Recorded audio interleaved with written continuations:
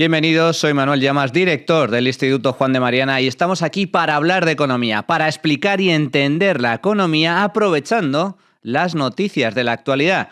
Y esta semana vamos a tratar dos temas, a cada cual más preocupante. Por un lado, tenemos el nuevo registro de viajeros que exige desde el pasado lunes el gobierno español, en concreto el Ministerio del Interior. Ahora va a ser más difícil prácticamente registrarse en un hotel, en un hostal, en un camping, en un piso turístico para dormir una noche que hacer una oposición en España. Es espectacular lo de este país, espectacular. Este gobierno se dedica a ponerle piedras en las ruedas a la gente, a las empresas, machacando a todos los sectores y en este caso el sector económico más importante que tiene España, que es el del turismo.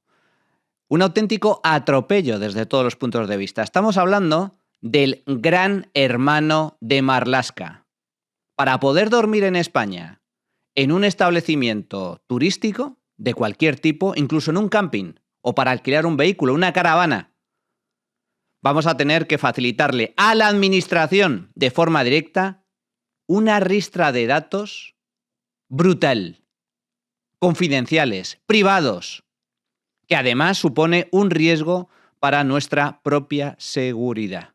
Por un lado tenemos eso y por otro lado, hoy, sábado 7 de diciembre, es el Día de la Deuda Pública en España.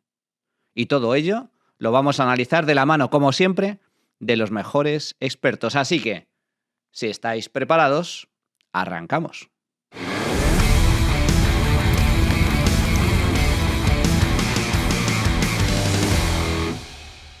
Ya está aquí, el temido Gran Hermano de Marlaska. La nueva lista de datos que vamos a tener que facilitar en España, tanto nacionales como extranjeros, para poder dormir en un hotel, o en un camping, o en un hostal.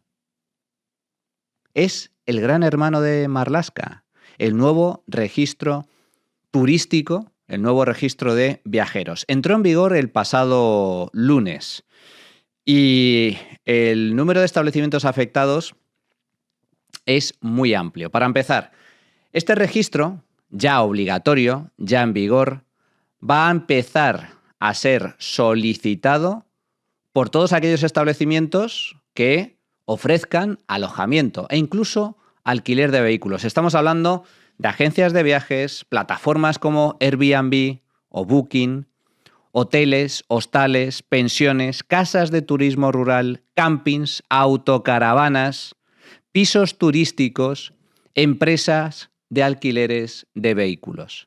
¿Y cuáles son esos datos? ¿Qué es lo que nos va a exigir exactamente la administración para simplemente poder dormir en una cama? Pues, fijaos, antes los datos que te solicitaban cuando ibas a un hotel básicamente era tu DNI, poco más. Tu DNI.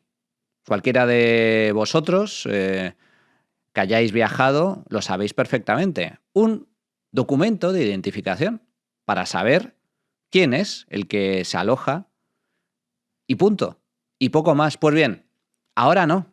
Ahora el número de datos exigidos por la administración pasa, atención, a 42. 42 datos son los que vamos a tener que facilitar al Ministerio del Interior de forma directa, no al establecimiento, no, al Estado, al gobierno, a la mierda de políticos que tenemos, por el mero hecho de dormir en territorio español en un establecimiento. Fijaos en la lista, aquí se viene resumido. Este es el número de datos, la hoja de registro, una hoja de registro completísima para que la administración tenga tu perfil detallado a la hora de poder disfrutar de unas vacaciones simplemente o de poder dormir en un hotel.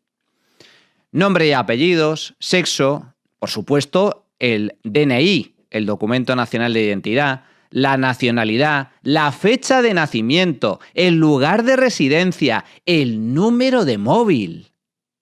El número de móvil. el correo electrónico, el número de viajeros que se va a alojar, el parentesco de los viajeros, el IBAN, atención a esto, el número de cuenta bancaria, el tipo de transacción, cómo vas a pagar ese alojamiento, en efectivo, con tarjeta, con cheque, con Bitcoin. Tienes que especificarlo exactamente cuál es el tipo de transacción y facilitar el número de cuenta bancaria. E incluso, si pagas con tarjeta, hasta la fecha de caducidad de la tarjeta. Bueno, esto es la ristra, el listado de nuevas exigencias, de nuevos datos que hay que facilitar a la administración para poder dormir en España. ¿Y esto a dónde va? Pues fijaos, cuando a partir de ahora, a partir del pasado lunes, cuando os alojéis en un hotel, en cualquier tipo de establecimiento hotelero, turístico, en un piso turístico, lógicamente estos datos te lo va a pedir la persona que te atienda, el recepcionista o el dueño del piso, pero esos datos pasan automáticamente al Ministerio del Interior. Esos datos los tiene el establecimiento, pero los tiene que comunicar, que trasladar al gobierno a través de una nueva aplicación, de un nuevo sistema, una plataforma que ha puesto en marcha el Ministerio del Interior que se llama SES.hospedajes. Es una plataforma alojada en el Ministerio del Interior, un aplicativo en el que el establecimiento o el dueño del piso, el responsable del alojamiento, va a tener que trasladar, completar esa hoja de registro completísima, exhaustiva, detallada, diciendo quién se aloja, por cuánto tiempo, cuáles son sus datos, cuál es su correo electrónico, su número de teléfono, dónde reside, el parentesco del resto de viajeros, cuántos viajeros son, el número de cuenta, la fecha de caducidad de la tarjeta, todos y cada uno de esos datos. Y además, aparte de trasladarlos, el establecimiento va a tener la obligación de conservar esos datos durante al menos 3 años. 3 años, no los va a poder borrar. Durante 3 años tiene que conservar todos esos datos en su web o en su ordenador, en su registro, en sus libros. ¿Por qué? Bueno, ¿y esto por qué? ¿Cuál es la causa? ¿Cuál es la razón por la cual el gobierno nos obliga a desnudarnos prácticamente a nivel de identificación e incluso de datos financieros, que son datos muy sensibles? El número de cuenta, la tarjeta de crédito. ¿Por qué? ¿Cuál es el bien mayor que persigue el gobierno para cometer semejante barbaridad, semejante tropelía? Pues bien, la excusa que ha dado el Ministerio del Interior, que más que una excusa es un absoluto cuento, es porque, según el gobierno, necesitan disponer de información precisa e indispensable para las fuerzas y cuerpos de seguridad del Estado, con el fin de combatir la delincuencia y el crimen organizado. Es decir, que en teoría lo hacen por tu seguridad, por nuestra seguridad.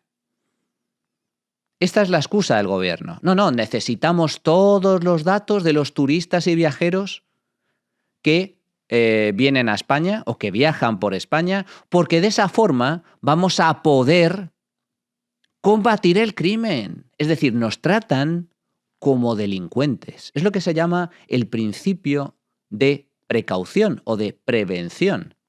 Con el fin de evitar un delito o con el fin de identificar a un delincuente, vamos a fastidiarle, vamos a meterle el dedo en el ojo, vamos a poner en riesgo datos privados de millones y millones de personas.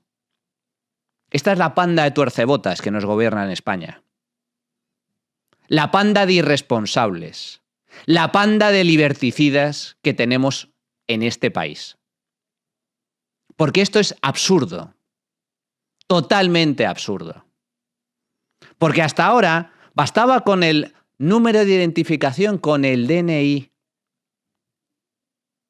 Eso no cambia con respecto a lo que hay ahora. Solo que Aparte del DNI, le meten otros 30 datos adicionales, absolutamente innecesarios, que no tienen nada que ver con combatir la delincuencia ni con la seguridad. Y que además, en todo caso, un criminal, un delincuente, un terrorista, ¿piensas que te va a dar una identificación auténtica para que lo localicen? ¿O un número de cuenta donde esconde su gran botín? Pero ¿en manos de qué panda de ignorantes estamos?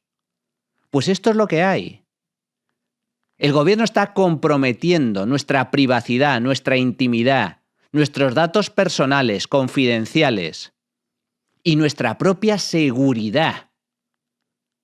Seguridad física y financiera, porque ¿por qué tiene que saber el establecimiento o el gobierno, el Ministerio de Interior, mi número de cuenta, mi tarjeta bancaria, dónde vivo, dejo de vivir, con quién viajo, con quién dejo de viajar? ¿Pero esto qué es? Es el gran hermano, amigos. El gran hermano en el sector turístico. Y atención, que esto, como cualquier ley, tiene consecuencias, porque hay multas, hay sanciones. En concreto, si no facilitas los datos, tanto el particular como el establecimiento se expone a multas que van desde 100 hasta 30.000 euros, según la gravedad de la infracción. ¿Cuáles van a ser las consecuencias de este nuevo registro de viajeros en España? Pues para empezar, va a aumentar de forma muy sustancial la carga burocrática para empresas y también para los pisos turísticos. Es decir, imaginaos por un momento, antes ya tardaban, 3, 4, 5 minutos, 7 minutos en hacer un registro en un hotel, pues ahora si necesitas todos esos datos, lógicamente se va a prolongar, se va a ampliar el tiempo que necesitas para realizar un simple registro en un establecimiento turístico. Y además a eso hay que sumarle que el establecimiento luego esos datos los va a tener que completar en la web, en la plataforma que os he comentado el Ministerio del Interior, con lo cual es doble trabajo. Eso es tiempo. Y el tiempo es dinero. Por lo tanto, los establecimientos van a tener que cargar con un coste adicional, en forma de tiempo y en forma de dinero, más recursos. Los establecimientos afectados, además, no son grandes cadenas hoteleras, que también. La inmensa mayoría son pymes, agencias de viajes, empresas de alquiler de vehículos, pequeños establecimientos, pisos turísticos, que la mayoría son de particulares. Pues bien, este es el resultado. La inmensa mayoría son pymes, son pequeñas empresas. Fijaos, el 95% de las agencias de viajes son pequeñas y medianas empresas. Son 4 o 5 empleados. Los pisos turísticos son particulares. En los hoteles, en muchas ocasiones, se produce la llegada no solo de 1 o 2 viajeros, se produce la llegada de grupos de 30, de 40, autobuses enteros. Van a tener que esperar allí durante... Hoy que toca el registro, pues ya te puedes ir a comer. Ya te puedes ir a comer o a dar un paseo por la playa. Porque te puedes postergar durante media hora, 1 hora para hacer un registro y que te den la llave. Porque claro, un grupo de 50 que de repente lleguen, si solo hay un recepcionista o 2 recepcionistas en el establecimiento, imaginaos la cola que se va a formar allí. El hotel va a tener que...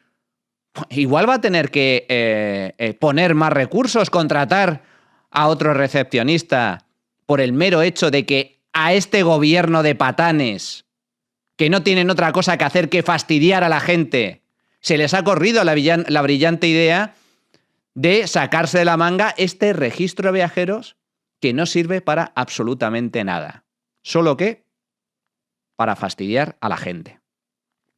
Por lo tanto, van a ser muchos los afectados y, como digo, cuesta dinero. Y no es lo mismo una gran cadena de hoteles que tiene más beneficios y se puede permitir el lujo de, ganar un poquito menos a costa de contratar más personal o de subirle el precio a sus clientes, que una pequeña empresa, que un particular en un piso turístico, que una pequeña agencia de viajes. Que esto, lógicamente, les va a suponer un quebranto. Y no os equivoquéis. Más coste para las empresas supone también menos beneficio para las mismas y, por lo tanto, menor capacidad de inversión y menor capacidad de empleo. Y, en última instancia, esto se va a traducir en un incremento de costes. Es decir, que al final lo vamos a pagar todos nosotros, los turistas, los viajeros, tanto nacionales como extranjeros. Y ya no hablemos de la incomodidad para los propios clientes.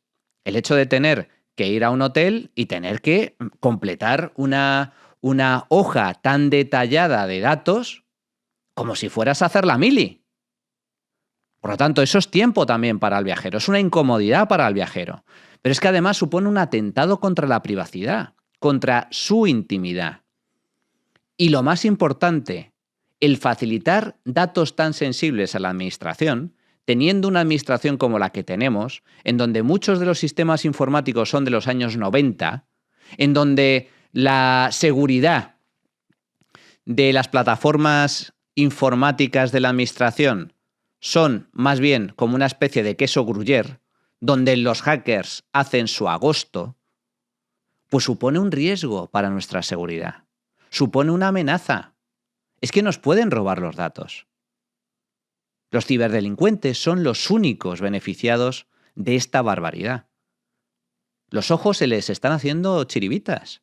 Están alucinando. Se están frotando las manos.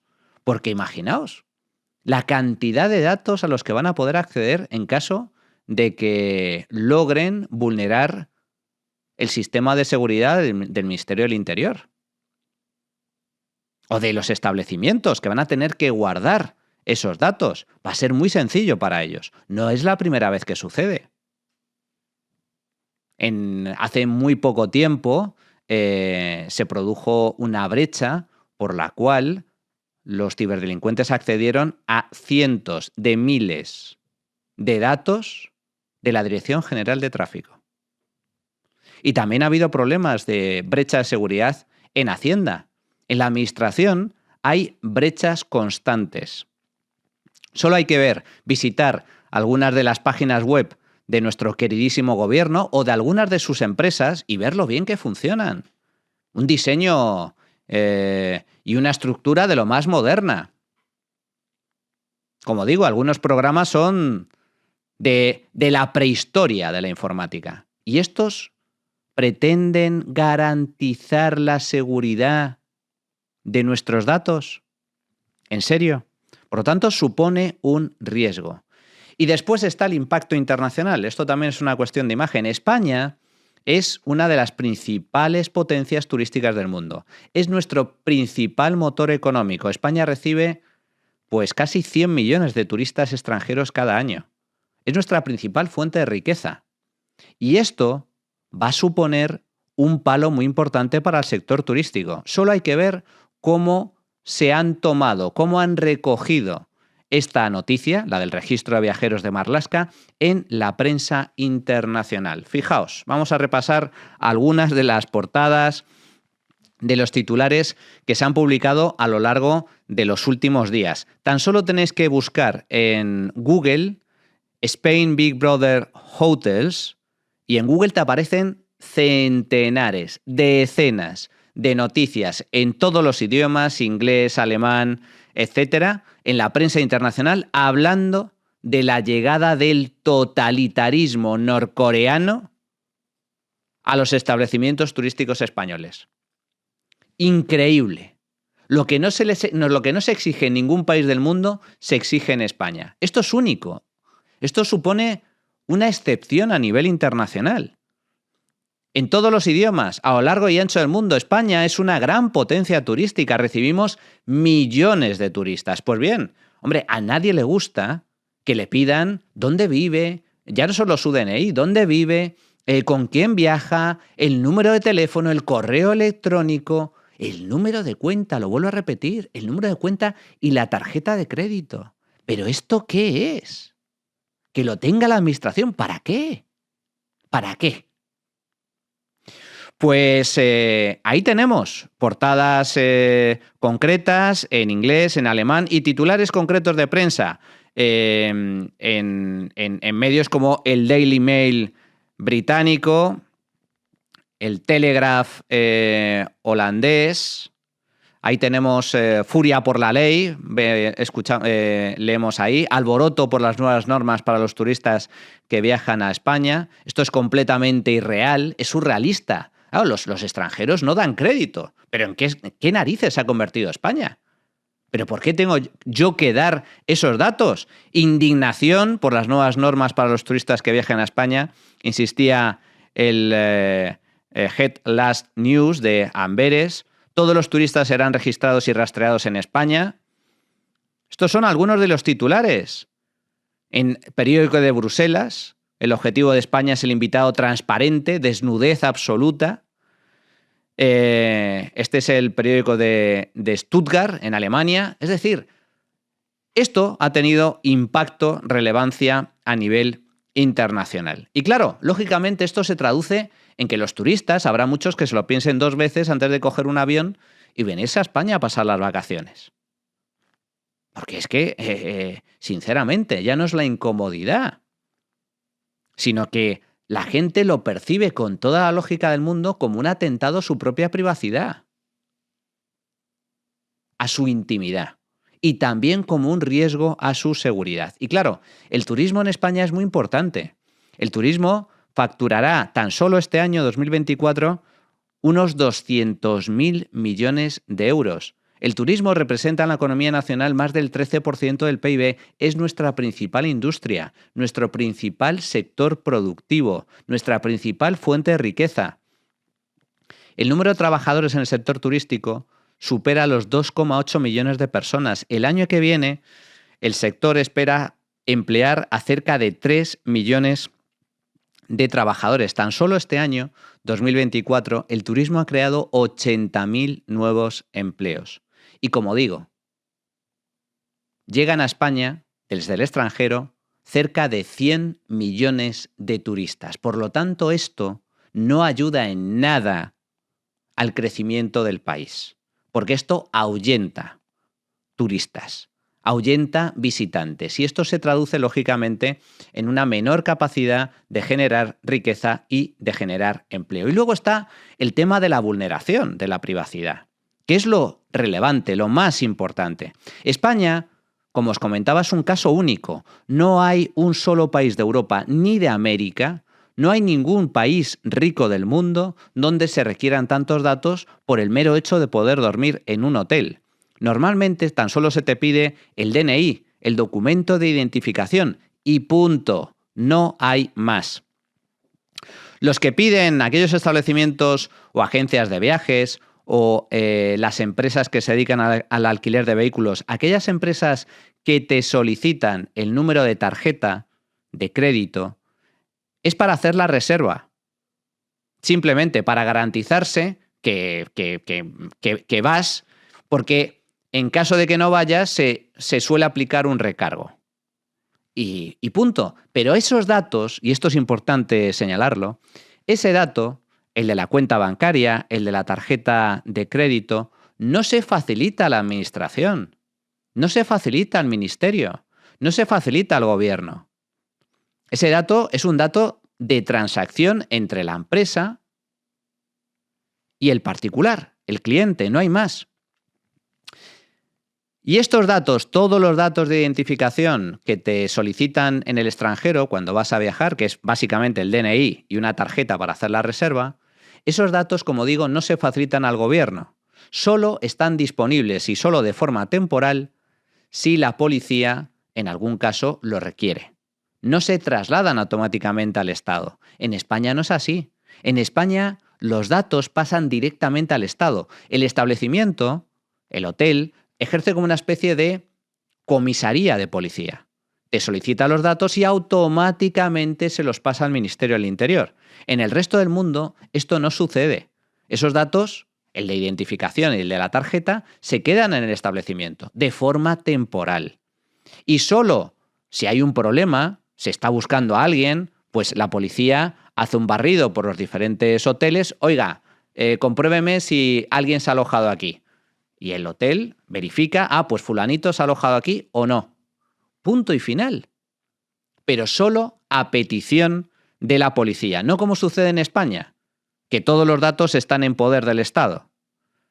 Por ejemplo, En Francia, además, estos datos, básicamente el DNI, tan solo tiene que conservarlos durante 6 meses. En España, ahora con esta nueva directriz, con este nuevo registro de viajeros, el establecimiento está obligado a conservar estos datos personales durante 3 años. A diferencia de Francia, 6 meses. España, por lo tanto, se convierte en una especie de estado policial. Convierte a empresas turísticas en comisarías y a viajeros y a turistas en presuntos delincuentes. Nos trata como si fuéramos todos terroristas de inicio. Y ya comprobaré yo si efectivamente sois o no culpables posteriormente. Y esto, lógicamente, supone una vulneración muy grave de la privacidad. Fijaos, tenemos una de las normas más estrictas del mundo en protección de datos. Básicamente nos tienen que pedir permiso hasta para navegar por Internet. Las famosas cookies. Cuando entráis en cualquier página web tenéis que constantemente darle a aceptar, aceptar, aceptar. Nadie se lee las condiciones ni el detalle de las cookies, ni del uso de protección de datos o del uso de los datos que tienen las plataformas. Lógicamente, le das a aceptar, tú lo que quieres es navegar. Pero da igual.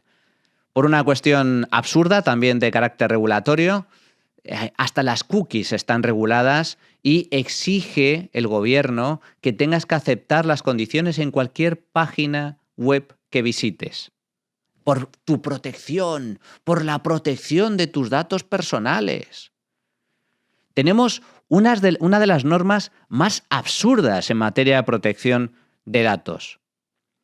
Nos tienen que pedir datos y además el consentimiento, todo tipo de empresas que manejen datos privados, aseguradoras, bancos, empresas de todo tipo, profesionales, abogados, sometidos al cumplimiento de normativas engorrosas, a una burocracia absurda por el mero hecho de tratar con clientes y bases de datos.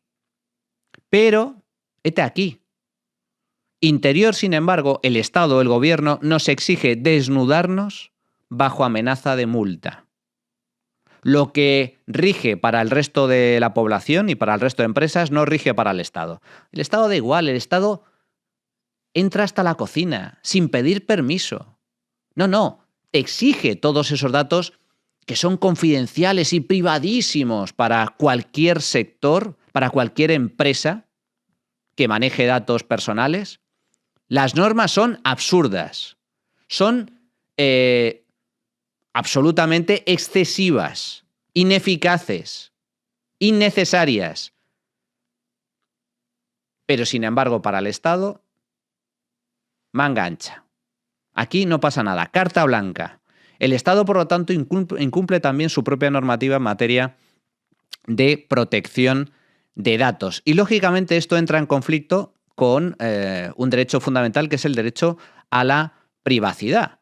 Esto ya hay abogados, ya hay sectores que están denunciando que esto supone un atentado y que además es claramente inconstitucional. Además, hay que recordar, esto del registro de viajeros deriva de leyes franquistas. Fue el régimen de Franco el que empezó a exigir tanto a los hoteles como a las empresas de alquileres de vehículos, pues el DNI. La identificación antes no era necesario. En muchos países ni siquiera es obligatorio presentar este tipo de documentación.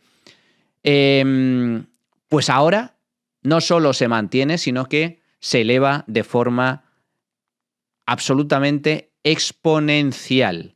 Y además, lo más trágico es que todo esto no va a servir de nada, porque, como digo, ningún terrorista, ningún criminal va a facilitar sus datos reales, siendo estos sensibles, para que lo localicen. Y son datos, además, que el hotel no necesita absolutamente para nada para realizar su función, para realizar su trabajo. Y lo más grave del asunto ya no es que sea ineficaz, es que supone un riesgo para nuestra propia seguridad. Porque, como digo, la administración puede ser hackeada y hackeada además de forma muy sencilla. La administración es una castaña en materia de informática, en materia de sistemas tecnológicos, sistema de seguridad. Hay grandes brechas de seguridad. De hecho, hasta la plataforma que ha puesto en marcha el Ministerio del Interior, desde el minuto 1, empezó a dar problemas. El primer día se colapsó. Los criminales, como digo, se están frotando las manos. Van a poder acceder, posiblemente, si logran entrar, a cientos de miles de datos privados que tienen un gran valor para ellos, no solo para que te machaquen a llamadas de publicidad intrusiva mañana, tarde y noche, sino, muchísimo más grave, que puedan acceder a tu cuenta bancaria y saber dónde vives, tener tu correo electrónico y poder hackearlo. ¿Somos conscientes de dónde nos estamos metiendo? ¿Dónde nos están metiendo? Te pueden robar hasta la camisa. Esto es lo que está haciendo el gobierno con esta estupidez. Por lo tanto, es innecesario.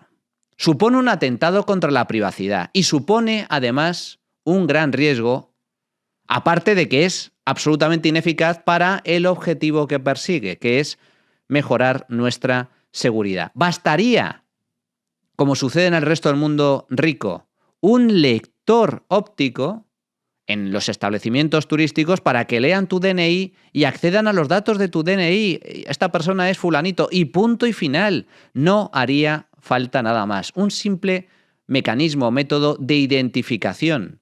No hace falta nada más. Y además, que esos datos no se tengan que trasladar automáticamente al Estado, sino que esos datos los tenga el establecimiento y en caso de que pase algo, la policía, las fuerzas y cuerpos de seguridad del Estado puedan acceder a él, los puedan solicitar y solo en ese momento el establecimiento facilitarlos. No al revés, como sucede en España, donde estamos obligados a desnudarnos financieramente, a facilitar más de 40 datos personales, financieros, privados, y el establecimiento en cuestión a trasladarlos de forma automática a la administración. Amigos, bienvenidos al Gran Hermano de Marlaska.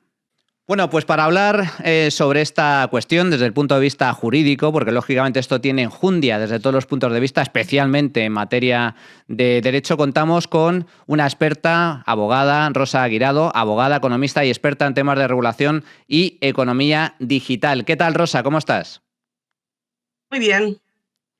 Bueno, ya Muy tenemos bien, registro de viajeros en España, nuevo registro de viajeros. ¿Qué opinas al respecto? Y sobre todo, importante, ¿esto vulnera nuestro derecho a la intimidad, a la protección de datos? Bueno, yo más bien diría que no vulnera. Yo creo que vulnera no solo el derecho español y europeo de protección, también, además, algo que no se comenta, que es el derecho español y europeo de la libre competencia y el derecho europeo de libre prestación de servicios.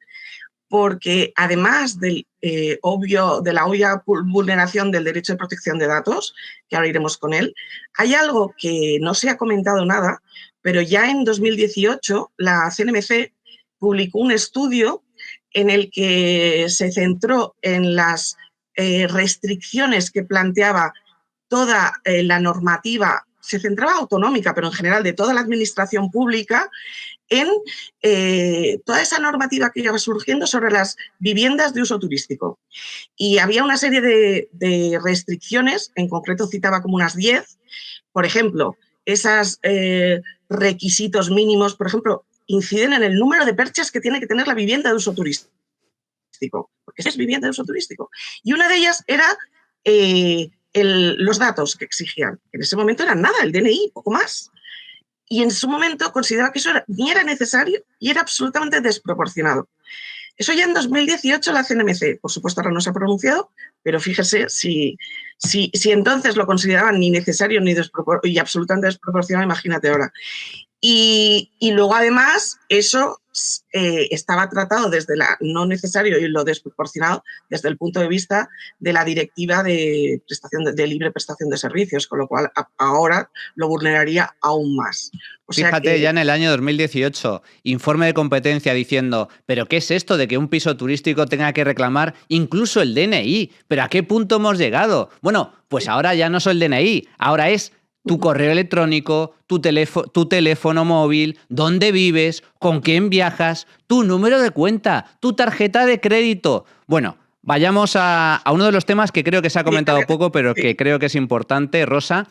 Como cualquier norma, requiere una serie de informes preceptivos. Y este en concreto, en donde además va sobre datos personales, requiere la solicitud de un informe a la Agencia de Protección de Datos.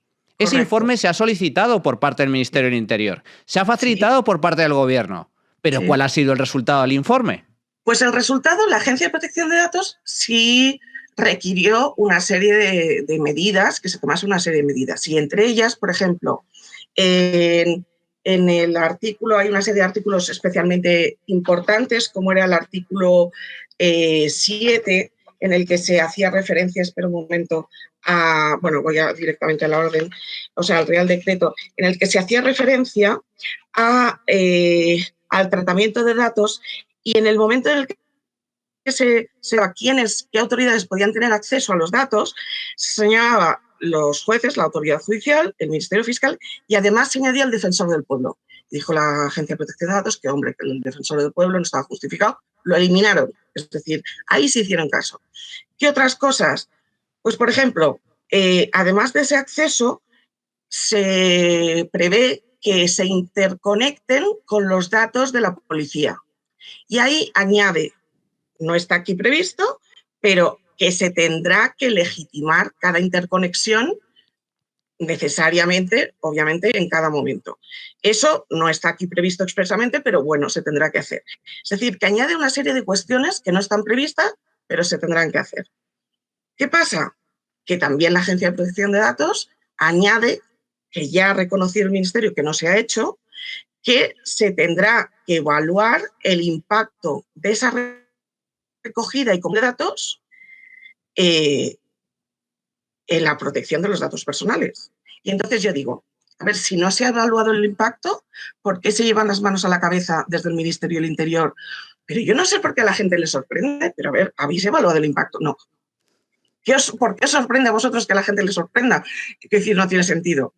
Y luego, a mí me ha llamado mucho la atención, sobre todo, la mentira o el enfoque que le han dado desde el Ministerio o desde la Secretaría de Estado de Interior, porque apareció, sobre todo al verlo, vendiendo la medida desde el Ministerio, desde la Secretaría de Estado, cuando decía el secretario de Estado, estamos pidiendo los mismos datos. Yo decía, hombre, o sea, ya no es que no sepan de leyes, ya no es que no sepan de economía, ya no es que no sepan de competencia, ya no es que no sepan de... Es que no saben de matemáticas, que pasamos de 14 datos a 42. Y luego, porque lo decía en la televisión, decía, estamos pidiendo los mismos datos. Lo decía convencido, un poco nervioso, ¿eh? Lo decía convencido. Y al día siguiente decía, bueno, uno más. Y yo decía, ostras, de 14 a 42 me siguen sin saber los números. Entonces, yo no sé, o sea, aparte de tratarnos como tontos, yo decía, pero que tratan de engañar, ¿no? Y por redes me trataba uno de convencer, si son los mismos. Yo decía, vamos a ver, porque tú has dicho, te piden los datos de con quién vas. No solo los datos de con quién vas, del parentesco de con quién vas, que es no solo el dato, es que es el dato de parentesco. Pero ¿a usted qué le importa? Entonces, me interesa mucho la motivación de por qué la CNMC decía que no era necesario y que no era proporcionado. ¿Por qué? Porque la directiva de libre prestación de servicios lo que incide es que para que sea, vamos a llamar, esto sería un principio beneficiente. No le pedimos eso a este gobierno, ¿vale? No le pedimos que sea Smart Regulation, venga, no le pedimos que sea Smart, no le pidamos que sea Better Regulation. Pidamos que sea, desde el derecho administrativo, pidamos que sea una regulación eficiente. Regulación, venga. Pues son necesarios dos principios, que sea necesaria, que sea proporcional. Necesaria, conforme a un interés público, y entonces eso es muy bueno. Tú vas a la exposición de motivos, al preámbulo, que todo el mundo dice que no sirve de nada, para mí es esencial. Y te vas y te dice, esta ley no es una ley, este Real Decreto es, y te dicen toda la ristra. Contiene los principios de seguridad, y te dice todos, seguridad, necesidad, proporcionalidad, y digo, hombre, esto va a venir, esto va a estar perfecto, niquelado. Te los dice todos, pero no te explica ninguno. Y entonces, con decir proporcional ya se cree que no lo han justificado, no te lo justifican. Y entonces, proporcionalidad significa que han ponderado varios intereses generales y efectivamente resulte proporcional al interés general que se trata de justificar. No está justificado, no está proporcional. Han proporcionado la competencia, han puesto en proporción ese interés general de la seguridad con que cojas menos datos de los ciudadanos. No. Entonces, la proporcionalidad va unida a otro principio, que es el de mínima intervención posible. Es decir, si la APD, o en este caso la CNMC, consideró que se podían recoger menos datos, eso es mínima intervención posible.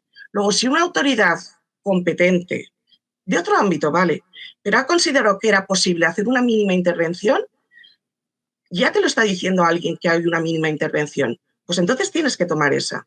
Y para terminar, diría, voy a decir un ejemplo un poco paralelo, no nada que ver, pero un poco paralelo. En el año 2000, hacia el año 2000, 2002, el Consejo de Gobierno tomó dos decisiones. El Gobierno siempre tiene un control judicial, aunque ahora parece que lo están hasta poniendo en duda, o queriéndonoslo hacer, que lo ponen en duda. Y entonces el Supremo los anuló, dos acuerdos de Consejo de Ministros. ¿Por qué? Por falta de principio de proporcionalidad. Porque habían ido más allá de una decisión del TDC, entonces era la autoridad de competencia, porque la autoridad de competencia había tomado algo que, y con esto termino, una decisión que era menos invasiva, más proporcionada, menos interventiva. Y entonces considero que el gobierno, yendo más allá, había faltado al principio de proporcionalidad. Entonces, si la acción de competencia, y lo anuló las decisiones del gobierno, si la competencia consideró que el DNI ya era demasiado, o sea, ¿qué hace el ministro Marlaska? Bueno, quien sea, el ministro del Interior, exigiendo 42 datos. Vale, aquí no se ha pronunciado la CNMC, vale, pero ya lo hizo hace 6 años. Entonces, ¿qué hace pidiendo más datos todavía si ya se ha considerado que esos ni eran necesarios ni eran proporcionados? Esa es mi aportación, diría. 42 ¿Vale? datos, Rosa, que no tienen nada que ver, que además, según el Reglamento General de Protección de Datos, tan solo se pueden pedir los datos por parte de las empresas que resulten necesarios e imprescindibles para prestar el servicio. En el caso del nuevo registro de viajeros de Marlaska, ni necesario, ni imprescindible, y además resulta absolutamente ineficaz. Por lo tanto, puede suponer una vulneración de la propia legislación en materia de protección de datos, una vulneración de la intimidad y además, como bien estabas comentando, Rosa, es que competencia ya se ha pronunciado al respecto en temas parecidos, en temas similares, y es contrario absolutamente a la normativa de competencia. Así que estaremos muy pendientes, porque estoy convencido de que esta... ya ha sido recurrido, ha sido denunciado por parte de empresas, de afectados, etcétera, y veremos finalmente qué determina la justicia y si finalmente se mantiene o no se mantiene en vigor. Pero bueno, estaremos atentos a ello. De momento, que todos nuestros oyentes, nuestra audiencia sea muy consciente de que, bueno, de que a partir de ahora, pues como vaya a un hotel, a un camping o contrate un servicio de alquiler de vehículos, hasta 42 datos va a tener que facilitar directamente a la administración. Rosa Guirado, abogada, dime. Sí, una cosa, y aquí están hablando del tratamiento por parte del Estado, pero nada dicen del tratamiento que tienen que hacer todos esos hoteles, todas esas empresas de alquiler de vehículos, de alojamiento, etcétera, del tratamiento propio por parte de ellos, que por supuestísimo están obligados, les están imponiendo una serie de obligaciones de tratamiento de datos imprescindibles. Entonces, y eso no está regulado, pero obviamente lo tienen que dar. Hasta 3 años van a tener que guardar esos datos. Rosa Guirado, abogada, economista, experta en materias de regulación y de economía digital. Muchísimas gracias. Fuerte abrazo. Muchísimas gracias a vosotros, Manuel. Gracias. Bueno, pues esto es lo que tenemos. El gran hermano de Marlaska ya está aquí. Un auténtico atentado contra la privacidad, la intimidad, la protección de datos, nuestra propia seguridad y que en ningún caso va a garantizar o a mejorar la seguridad de los españoles o la lucha contra el crimen organizado y la delincuencia. El delincuente cuando se aloje en un hotel y sabiendo todos estos datos, muy tonto va a tener que ser para poder facilitar los datos reales, su cuenta bancaria, su lugar de residencia para que lo localicen. Sin embargo, la gente honrada sí se va a ver muy perjudicada por este atropello. Entre otras cosas, importante, insisto, supone un riesgo, una amenaza real para nuestra seguridad, porque esos datos en manos de la administración son susceptibles de caer finalmente en manos de ciberdelincuentes. Hoy es sábado, 7 de diciembre, y hoy es el Día de la Deuda Pública en España. ¡Alegría! ¡Alborozo! Este gobierno nos está endeudando hasta las cejas. Bueno, ¿qué es esto del Día de la Deuda? El Instituto Juan de Mariana ha publicado un informe en el que pone negro sobre blanco cuál es el volumen y el ritmo de endeudamiento en España. El Día de la Deuda es la fecha en la que el Estado agota todos sus ingresos, es decir, el dinerito que nos quita a base de impuestos, de tasas, etcétera, y empieza a vivir de crédito. Es decir, que a partir de hoy, sábado 7 de diciembre y hasta final de año, hasta el día 31, todos los gastos del Estado, todos los gastos del sector público, de la administración pública en su conjunto, se financian vía deuda, es decir, impuestos futuros. Estamos en manos de un gobierno de manirrotos y de irresponsables. El gobierno gasta mucho más de lo que ingresa desde hace décadas. En los últimos 20 años, España ha sido el segundo país de la Unión Europea con peor desempeño en materia de estabilidad presupuestaria. Fijaos, en los últimos 20 años, el agujero fiscal en las cuentas públicas, el déficit público medio, ese ha sido equivalente al 5% del PIB.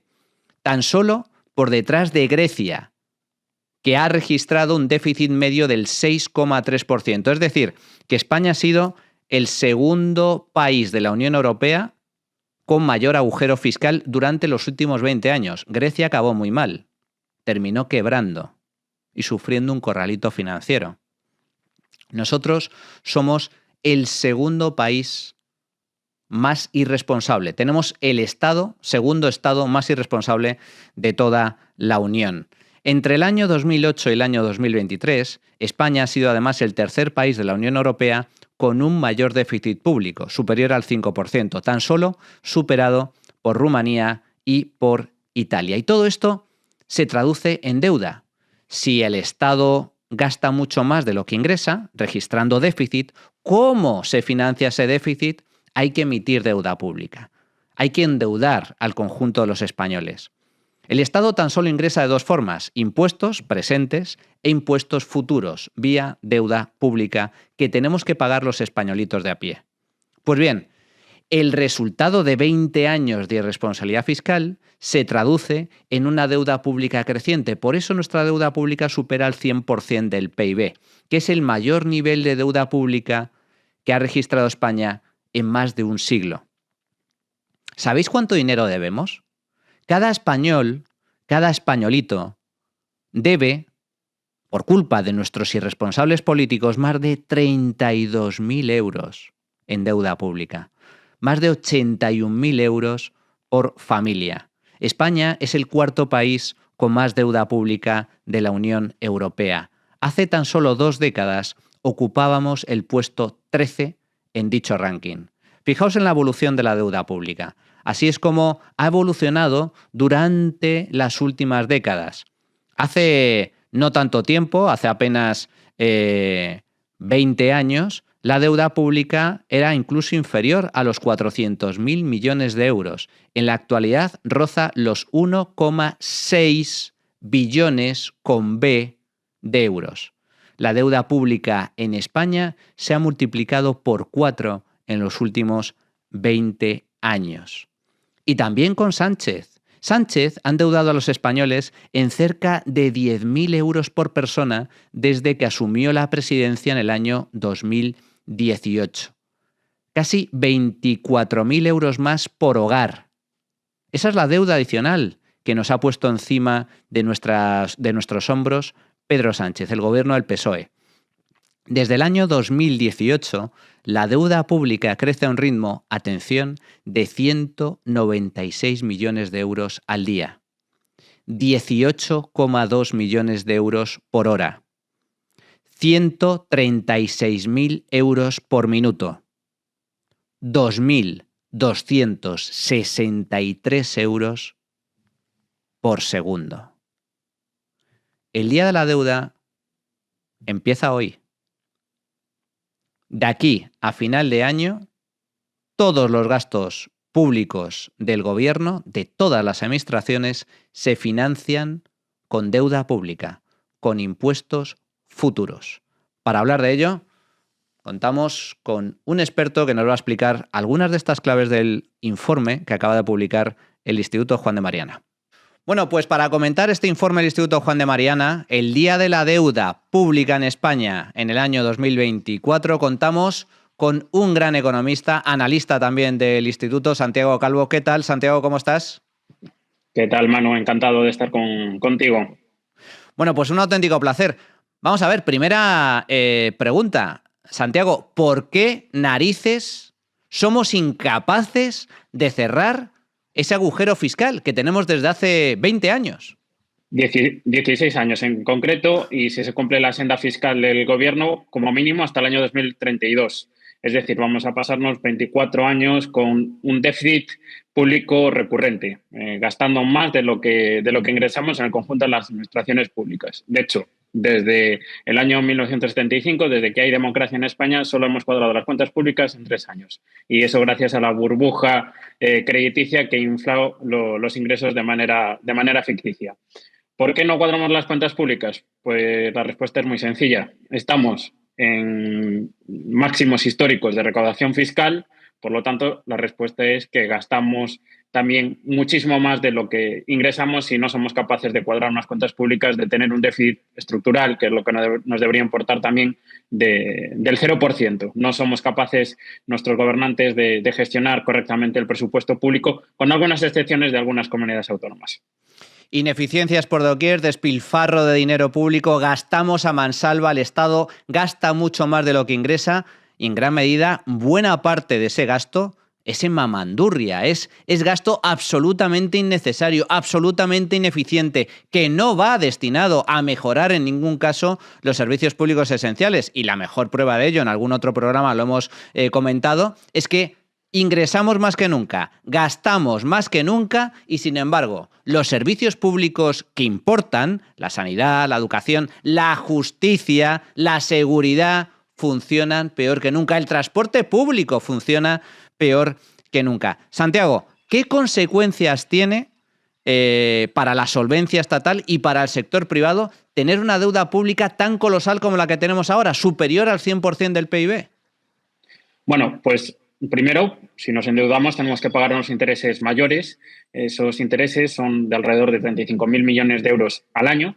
Y para que lo puedan entender los espectadores, ¿qué significan esos 35.000 millones? Es aproximadamente el 70% del presupuesto en educación de gasto público y aproximadamente el 40% del gasto sanitario. Y además, si nos seguimos endeudando, pagaremos más en intereses, aumento también de los tipos de interés que estamos viendo estos últimos años, que por fortuna ahí sí que ha habido una buena gestión del Tesoro, por decir algo bueno del gobierno, entonces no han subido tanto los intereses dado el perfil de maduración de la deuda, pero con una subida de los tipos de interés que está previsto que suceda, pues muy previsiblemente veremos que el gasto en intereses se coma buena parte del presupuesto que mayoritariamente ahora mismo se destina al pago de pensiones, que ya hablaremos, me imagino, ahora de la seguridad social y también para ese gasto en intereses. Entonces las consecuencias son muy negativas y evidentemente si nos endeudamos también hay un efecto de desplazamiento de la inversión hacia la deuda pública y no hacia el sector privado, y de hecho también se cuantifica en ese informe del Día de la Deuda que el gasto en desembolsos de la deuda pública exige un esfuerzo mayoritario a los ciudadanos en forma de mayores impuestos que tiene un coste económico de alrededor de 60.000 millones de euros. Wow. Precisamente, seguridad social, pensiones públicas. A ver, el Estado se compone de diferentes niveles de administración. Tenemos el Gobierno central, que a su vez tiene una caja paralela, que es la Seguridad Social para financiar las pensiones públicas, tenemos la Administración Autonómica, las comunidades autónomas, tenemos las provincias, tenemos los ayuntamientos.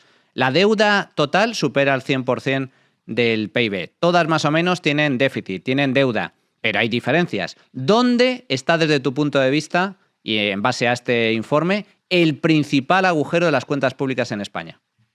Bueno, el principal agujero de las cuentas públicas, que como acabamos de comentar, son las pensiones. Al final, las pensiones que se deberían, con un sistema contributivo, se deberían cubrir con las cotizaciones a la Seguridad Social, y a pesar del aumento de las cotizaciones a la Seguridad Social que estamos viendo en los últimos años, a pesar de crear un impuesto AZOC para pagar las pensiones o para crear un fondo para cubrir las pensiones del futuro, que mal llamado mecanismo de equidad intergeneracional, bueno, pues el déficit en el sistema contributivo, es decir, lo que se pagan en pensiones menos lo que se ingresa por cotizaciones a la Seguridad Social, es de más de 50.000 millones de euros. ¿Y cómo se cubre eso? Pues a través de transferencias del Estado, es decir, a través de impuestos, que son de 40.000 millones de euros de transferencias, y además con una emisión de deuda. Y también un dato curioso, que ese mecanismo de equidad intergeneracional, ese impuesto extra, ese esfuerzo extra que se le pide a los trabajadores para pagar las pensiones del futuro, pues eso, ¿en qué se invierte? Pues en deuda pública del Estado. Al final todo va hacia los mismos, a engrosar el bolsillo de los políticos para que puedan gastar más a costa del ciudadano, que tiene que pagar mayores impuestos, y no, como bien indicaste, a ver una mejora en la calidad de los servicios públicos. Porque, ojo, gastar más no significa tener mejores servicios públicos. Habría que preguntarse primero si lo que se está gastando de manera eficiente, y la respuesta es que no. Es una especie de juego de trilerismo. Estamos en manos de trileros. Lo que te quito por aquí, lo meto aquí. Es el juego de las manos, los cubiletes, ¿eh? ¿Dónde está la bolita? Bueno, la bolita va cambiando de sitio, seguridad social, presupuestos generales, pero la bolita en sí siempre sale de nuestros bolsillos, que es el dinerito. Otro tema importante, hablamos de seguridad social, es donde se concentra el principal agujero de las cuentas públicas, ciertamente preocupante. Y luego tenemos a las comunidades autónomas, en donde hay claras diferencias. Hay comunidades autónomas mucho más endeudadas, mucho más irresponsables que otras. Aquí hay dos ejemplos claros, Cataluña por un lado y la Comunidad Valenciana, que también registra grandes déficits como las más irresponsables. La Comunidad de Madrid, entre otras, con un ejercicio de menos deuda pública, menos déficit, cuentas equilibradas, cuentas saneadas. Pero se está hablando de condonar parte de la deuda autonómica. El Gobierno, como consecuencia de la crisis financiera anterior, y de una serie de mecanismos para prestarle dinero, para inyectarle liquidez, para salvar de la quiebra a determinadas comunidades autónomas, entre otras, Cataluña. ¿Qué puede suponer esto de condonar la deuda pública regional? Bueno, condonar la deuda pública al final lo que hace es castigar a los ciudadanos de las regiones que sí que han cumplido con sus obligaciones, es decir, cuadrar las cuentas públicas en la mayoría de los ejercicios. Ahí tenemos buenos ejemplos, por ejemplo, en la Comunidad de Madrid, o también, por ejemplo, en Galicia. Yo aprovecho a hacer publicidad de mi casa, de Galicia, que también ha sido responsable a la hora de gestionar los recursos públicos. Bueno, pues es exigirle que todos los ciudadanos de esas regiones que sí que han cumplido, que paguen el derroche de gasto de ciertas comunidades autónomas que no han cumplido con sus objetivos de déficit y deuda pública. Comentaba los casos de Cataluña y Valencia. Es cierto que hay diferencias entre Cataluña y Valencia, porque Valencia es cierto que está maltratada en el sistema de financiación autonómica, está infrafinanciada, a diferencia de lo que sucede con Cataluña, que es una de las justificaciones que utilizan los independentistas para que se condone su deuda, de que están sistemáticamente maltratados por el sistema de financiación autonómica. No, nosotros, si repasamos la liquidación del sistema de financiación autonómica, Cataluña está en la media de financiación por habitante ajustado. Además, igual que Madrid. De hecho, tendría más razón que se quejase a Madrid, porque aporta mucho más al sistema de financiación autonómico que Cataluña. Pero el condonar la deuda pues sería regalarle a los catalanes, a Cataluña, más bien a los independentistas, o en este caso ahora al PSC, que es quien copa la Generalitat de Cataluña, pues algo más de 70.000 millones de euros, que es una gran cantidad de dinero que al final lo pagaríamos todos los ciudadanos españoles, incluidos aquellos que vivimos en regiones que sí que nos hemos apretado el cinturón para no vivir por encima de nuestras posibilidades. 70.000 millones de euros. A todos nuestros espectadores, cuando escuchen hablar de el perdón, la condonación de la deuda pública a Cataluña o a las comunidades autónomas, el que la va a pagar eres tú. Sois vosotros los que vais a pagar el derroche, el despilfarro, la irresponsabilidad financiera y fiscal de los gobiernos separatistas en Cataluña durante los últimos lustros. Ay, amigo. Esto de socializar las pérdidas, repartir las facturas, es la antítesis del liberalismo, es la antítesis del capitalismo. Ese es puro y duro socialismo. Santiago Calvo, economista, profesor de la Universidad Hespérides, analista del Instituto Juan de Mariana. Muchísimas gracias, fuerte abrazo. Muchísimas gracias, Manu. Bueno, pues hoy, sábado 7 de diciembre, es el día de la deuda pública en España. Este gobierno de irresponsables, de manirrotos, de liberticidas, nos siguen haciendo la vida imposible, nos siguen complicando la vida con normativas absurdas y encima nos esquilman, nos roban, nos endeudan hasta las cejas. Hasta aquí el programa de hoy. Espero que os haya gustado. Gracias a nuestro patrocinador Primor por su apoyo y os recuerdo, haceros socios de B1, de B1 Media. Si te haces socio anual tienes un mes gratis para apoyar la prensa libre e independiente. Está amenazada, gravemente amenazada por este gobierno de rojos. Hasta aquí, como digo, el programa de hoy. Muchas gracias a todos. Despierta, que no te engañen. Y recuerda, si quieres defender la libertad, si quieres defender tu libertad, súmate al Instituto Juan de Mariana. Muchas gracias, amigos. Hasta la próxima.